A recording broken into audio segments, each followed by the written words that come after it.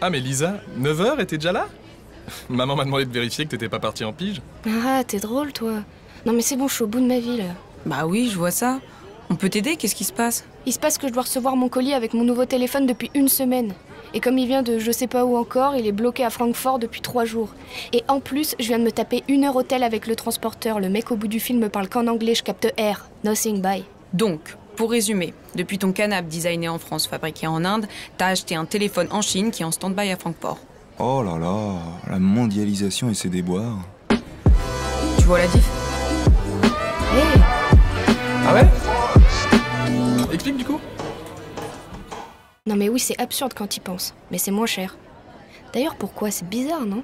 Ah bah ça, être compétitif, c'est le grand truc des multinationales.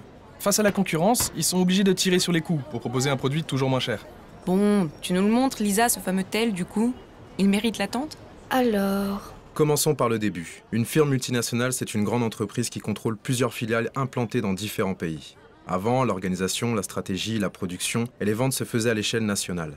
Maintenant, cette échelle est mondiale grâce à la rapidité et la baisse du coût des transports et le développement des technologies de l'information et des télécommunications. Pour vous repérer, le XVIe siècle voit apparaître les prémices du commerce international grâce à de grandes compagnies anglaises et hollandaises. Puis c'est au XIXe que le concept connaît son essor. Les premières firmes multinationales se constituent dans les secteurs miniers, pétroliers et agricoles. Et s'il y a une date à retenir, c'est celle-ci, 1995. Création de l'OMC, l'Organisation mondiale du commerce, pour favoriser les échanges commerciaux internationaux et arbitrer les conflits commerciaux. Donc une fois qu'une instance officielle a été nommée pour régenter tout ça, les grandes firmes occidentales ont augmenté leur investissement direct à l'étranger, les IDE. Plusieurs possibilités. Soit elles se sont implantées dans un nouveau pays, soit elles ont racheté des entreprises locales, mais quoi qu'il arrive, c'est dans le but de profiter des opportunités offertes par la mondialisation. Wow, ça va te changer de ton vieux tel à clapet, là. D'ailleurs, à quel moment, en tant que firme, t'as le déclic pour partir à l'étranger? La concurrence est intensifiée à l'échelle mondiale, donc toutes les grosses boîtes se sont mises à rationaliser les coûts, la production, etc. Ils se sont vite rendus compte que le coût du travail était plus avantageux ailleurs ou que la main-d'œuvre y était davantage spécialisée. S'implanter dans un pays a résolu la question du transport. D'une part, celui des matières premières que l'on trouvait désormais sur place. D'autre part, celui du produit fini. Sa production pouvait avoir lieu à proximité des marchés de consommation, qu'on appelle aussi marchés porteurs. S'implanter à l'étranger permet en effet de se développer dans le pays dans lequel il y a des acheteurs potentiels. C'est plus facile d'observer les modes de vie, les goûts et les codes culturels des consommateurs quand tu vis et travailles dans le même pays. En fonction du taux de croissance du pays, de la taille du marché qu'il représente, des infrastructures à disposition, des facilités administratives et même des avantages fiscaux, l'entreprise décide de s'y installer ou non. Le meilleur exemple de pays qui a émergé, c'est la Chine. Mais les entreprises chinoises, brésiliennes ou indiennes gagnent aussi en productivité et concurrencent de plus en plus les entreprises occidentales.